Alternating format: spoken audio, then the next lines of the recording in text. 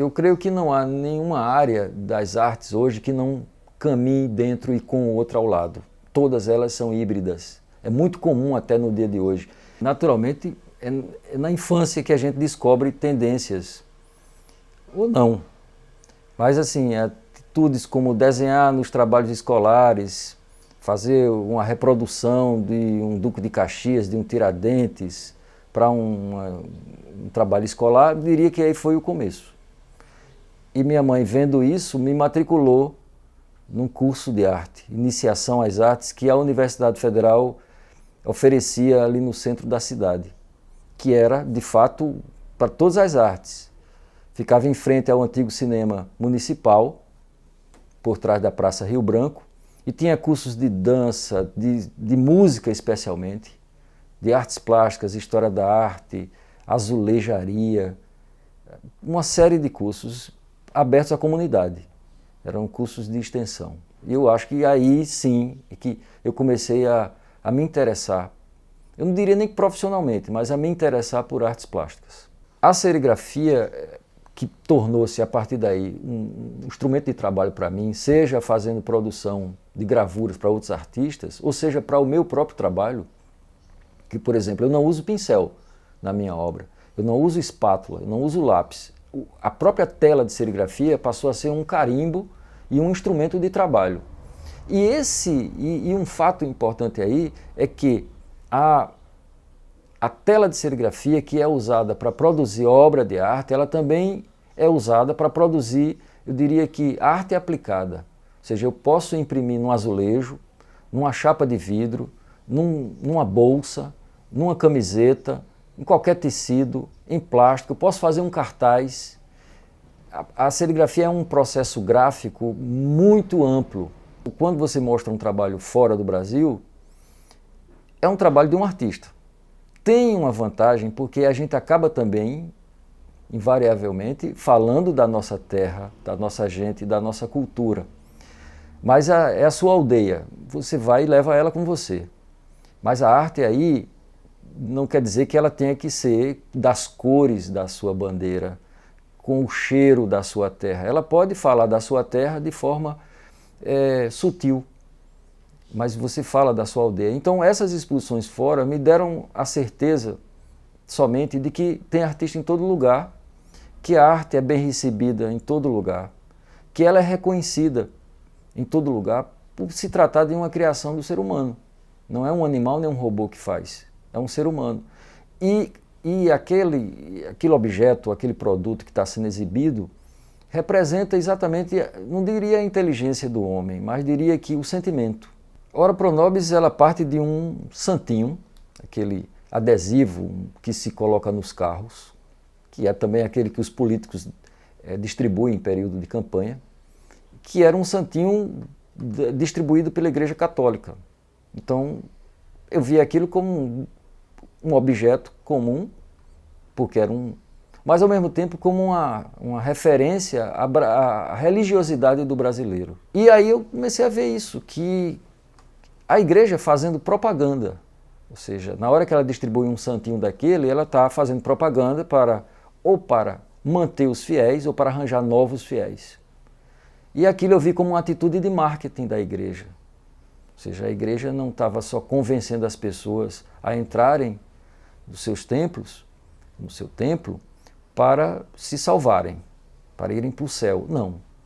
Era também para lidar com a questão como uma empresa faz, com lucro, com o lado comercial, onde tudo se vende, um souvenir, um broche, um cordão, uma cruz, uma imagem, é tudo vendido. Para o bem social, para as obras sociais, não importa, mas a igreja faz marketing. Então aquilo me atraiu inicialmente. Aquela imagem, olhando do ponto de vista estético, como uma imagem de uma pessoa que foi pintado ali e que todo mundo dizia que era uma santa, Nossa Senhora, e a outra que demonstrava a atitude de marketing que a igreja usa, todas as igrejas usam. Então ampliei essa imagem e transformei ela eu diria que num cartaz pop, muito comum na pop art, que é aquela imagem coloridíssima de uma mulher, como se fosse de uma garota propaganda. Ou seja, eu me apropriei aí de um movimento artístico e ao mesmo tempo da publicidade, da comunicação, que era um cartaz óbvio. A imagem ficou uma santa, evidente, não deixa de ser, mas pop, moderna. Muita gente não acha só uma imagem, mas há pessoas que pensam que é uma santa, chegam a rezar, etc. A reprodução de obras de arte através da serigrafia, na verdade, é uma forma de democratizar o acesso.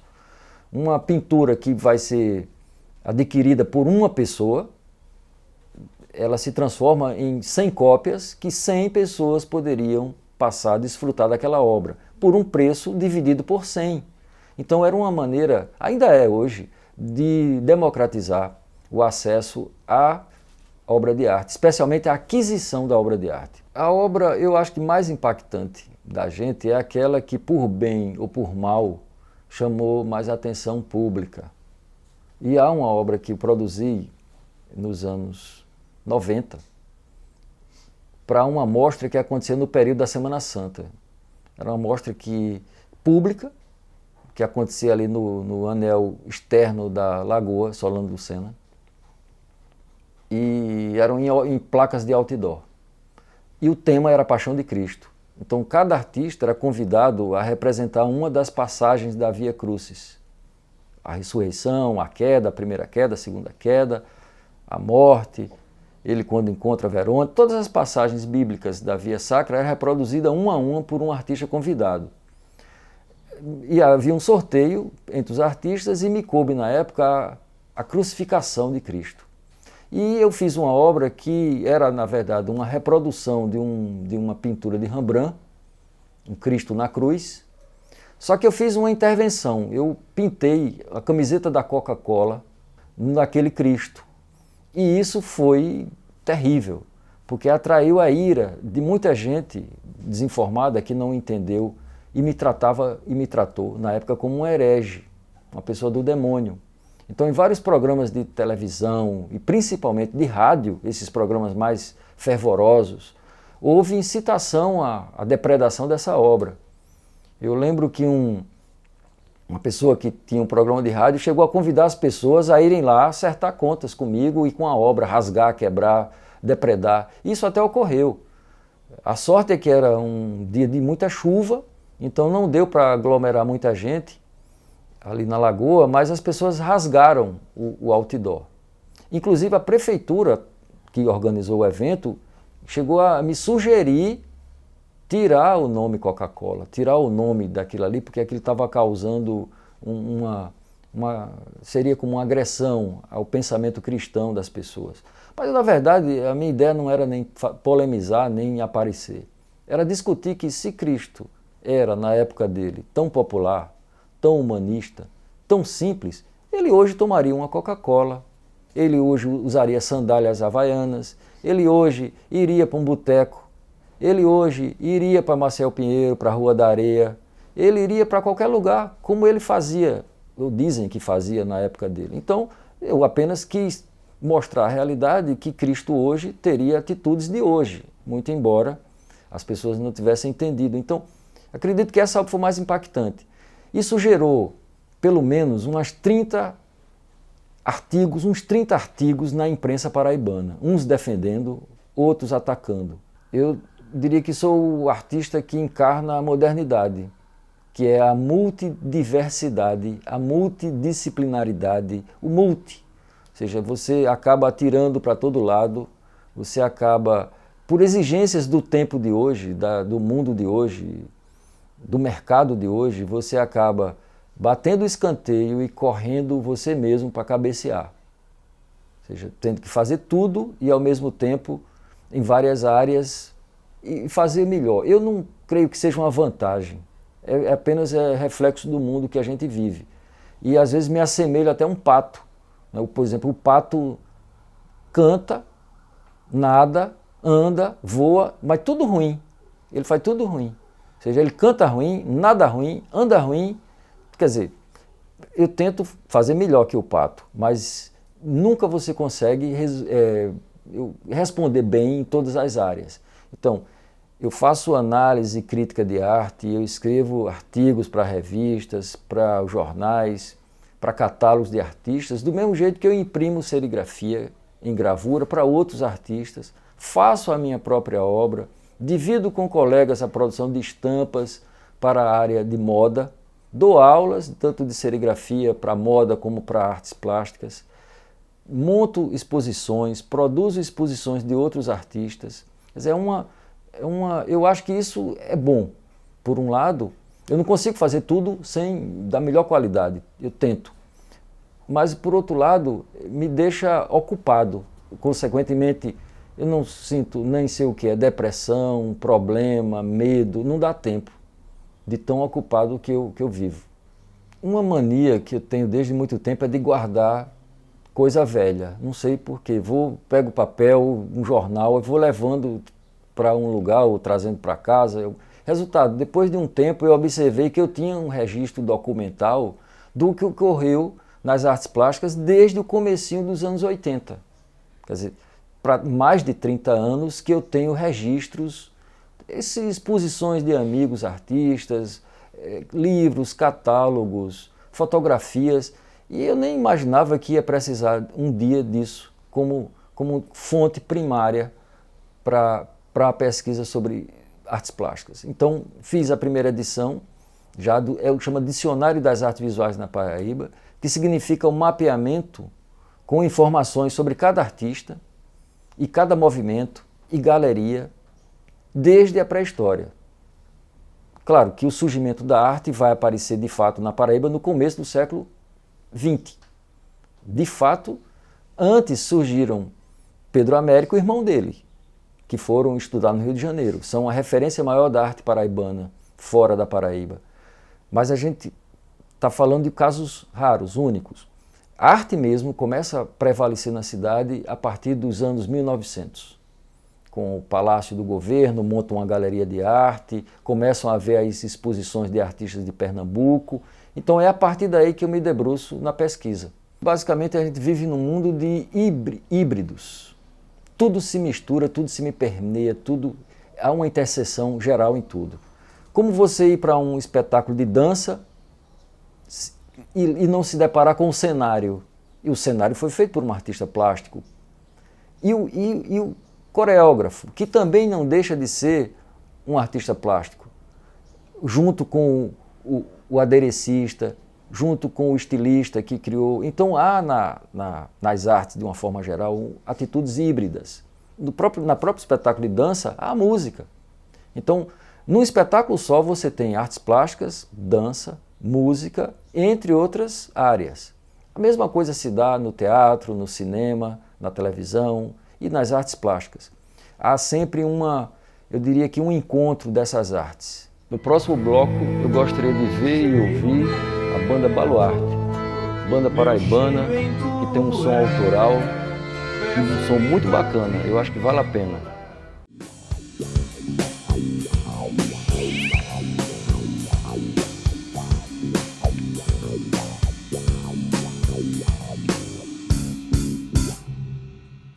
Passarinho rosa pousou na minha mão e cantou para mim uma linda canção. Um passarinho rosa pousou na minha mão e cantou para mim uma linda canção.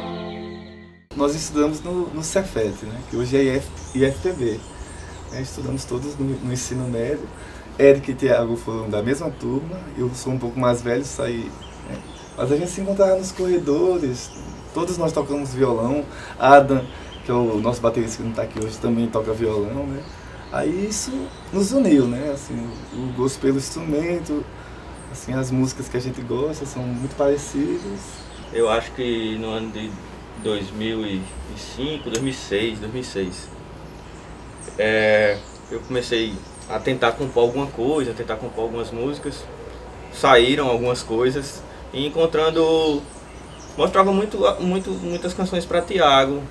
Posteriormente encontrei Pedro saindo de um projeto 6 e meia. Aí inclusive tava eu e Thiago nessa ocasião. Aí Thiago, Eric tá fazendo umas músicas, a gente podia se encontrar, se reunir para pra te mostrar, porque a gente sabia que ele já trabalhava com música profissionalmente e tal. Aí eu sei que a gente marcou essa primeira reunião, Pedro curtiu as músicas, depois Adam também já chegou depois, né, na banda. E a gente começou a fazer os arranjos de umas músicas que estão no primeiro CD, né?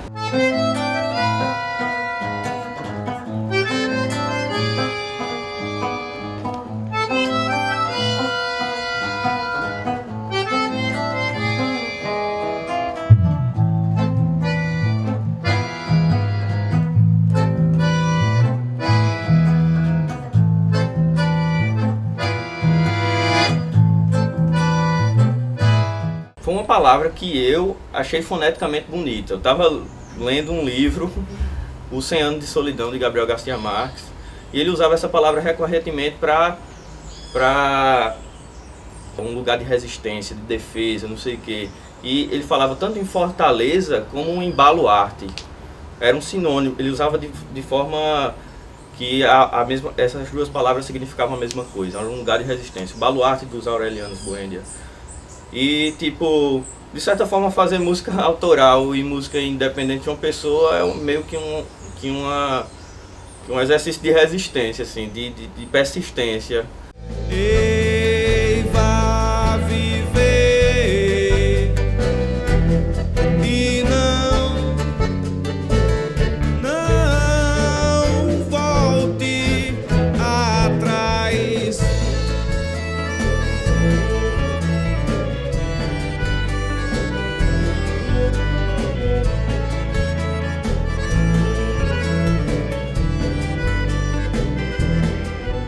Se a gente fosse eleger uma prateleira, seria MPB, né? Embora a gente, assim, seja muito influenciado pela música nordestina, por Luiz Gonzaga, Jackson do Pandeiro, Sivuca, né? Eu, pessoalmente, diria que era um MPB com um pé aqui mais acima, um pé aqui no Nordeste. Todos nós tocamos violão, nos conhecemos por meio dele. E, queira que não, a gente tem como referência, por exemplo, Vinícius, Toquinho, Caetano, Básico pessoas do que instrumento normalmente popular, né? estão com aquele o escudo na frente, é o violão, né? Caetano, Gil, Milton Nascimento. E, tipo, essa história desse rótulo MPB virou meio que um balaio de muita coisa, né? Tipo, tem gente tocando um forró, sei lá. Alceu Valença tem várias músicas que são shot, tem uns baião, mas ao mesmo tempo Caetano Veloso tocando outra coisa, também é MPB, João Bosco tocando um samba, daquele jeito dele, com outra formação, com violão, bateria, baixo, e acabou virando tipo um rótulo, um lugar para colocar o CD de determinado forma de se fazer música. MPB virou isso, né? Virou esse balaio de um monte de coisa. E eu acho que a gente se enquadra nisso desse ponto de vista prático, assim, de onde é que vai colocar o nosso CD na prateleira. Vai colocar na prateleira de MPB, você vai procurar lá. Mas não que a gente se pegue a esse rótulo e não só vamos fazer música de determinada forma. Tanto que o CD, o semaforizado, é completamente diferente do Pulsa, assim. O processo de composição foi outro, as referências foram outras.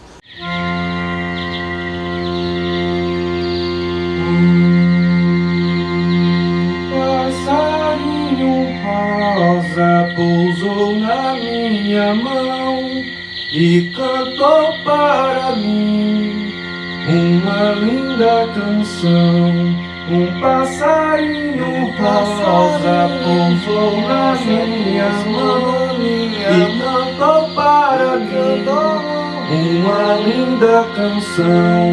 Um passarinho rosa pousou nas minhas mãos e cantou para mim uma linda canção. A poesia, a narrativa sempre foi muito livre, tinha muito a ver com as nossas experiências cotidianas, com os relacionamentos amorosos, de amizade, da nossa vivência social. Enfim, não tem muita regra. E isso ainda não tem muita regra, né? O semaforizado, assim, pra mim foi uma referência, né? Antes do semaforizado, depois do semaforizado. Antes eu não cantava, eu não tinha... Eu era só instrumentista, acompanhava assim, vários cantores e cantoras, né, fazia muito barzinho, fazia instrumentista mesmo. Quando eu ia compor, primeiro fazia música, depois... Eu comecei a compor nessa época do Semaforizado, né?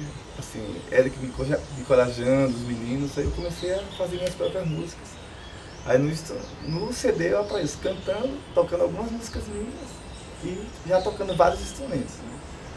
Comecei a querer ser muito instrumentista.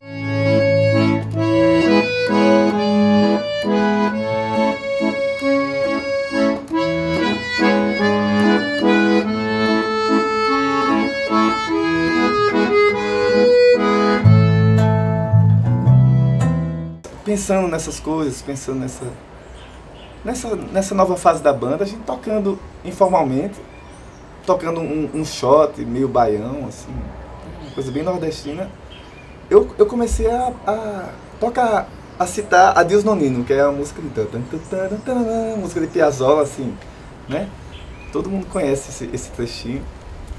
A coisa coube tão bem, assim, dentro do que a gente tava tocando, que meu Deus, todo mundo teve o mesmo pensamento, assim, como ficou bem encaixado, como ficou bonito, como o tango e forró é parecido, mas por que é parecido, né? A gente chama isso de... Aí foi que começou a pesquisa, a gente começou a pesquisar, a ler sobre, foi assim, foi uma pesquisa que partiu primeiro da intuição, para depois a erudição, né?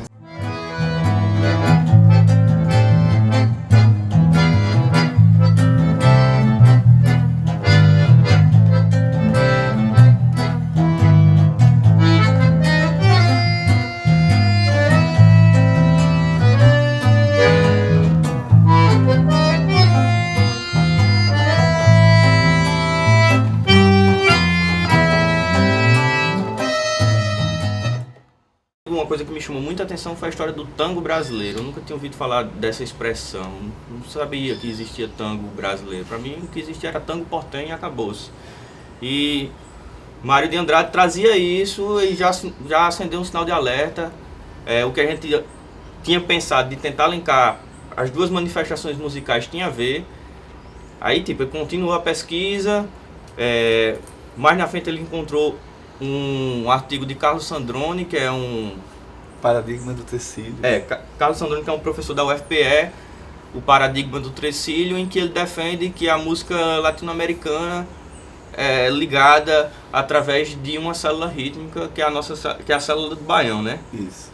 E, tipo, ele dá ideias de como isso aconteceu, mas não consegue dizer isso na prática. Ele simplesmente dá indícios que tem a ver com a nossa formação social, tipo, de 1500, assim, das colônias portuguesas, das colônias espanholas e dessa interação entre os povos que existiam aqui com os negros e com os nativos, com as comunidades indígenas.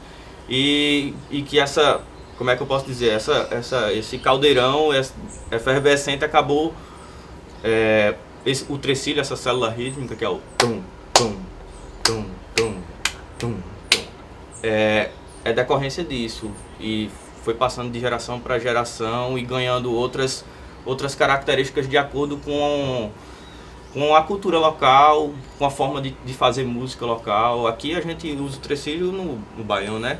Acordeon, zabumba, triângulo. O CD surgiu disso, né? O nosso CD Se Pulsa surgiu disso, assim. Foi uma experiência que eu tive com a dança contemporânea, fazendo trilha sonora para a companhia de dança A Cena. Foi que surgiu, foi o mote, o espetáculo Pulsação foi um mote para o CD Pulsa, né? Foi essa interação entre músicos, bailarinos, entre eu e Rosa, que é uma diretora de teatro e de dança também. Enfim, eu acho muito importante, não só essa influência direta, mas, tipo, me influencia demais cinema. Eu gosto de ver cinema, eu gosto muito de ler. Eu acho que tudo que eu li influenciou muito na forma que eu escrevo, na forma que eu faço as músicas. Eu gosto muito de José Saramago, Gabriel Garcia Marques, Ariano Suassuna, enfim, são referências para mim que eu acho que de alguma forma tá lá na música. A gente não vai conseguir ver diretamente, isso aí é um estilo ariano de escrever, não, um estilo de mas eu acho que tem a ver, eu acho que o fazer artístico é um processo de acúmulo de experiências, não só sociais, mas artísticas, de interação com outras artes também. E depois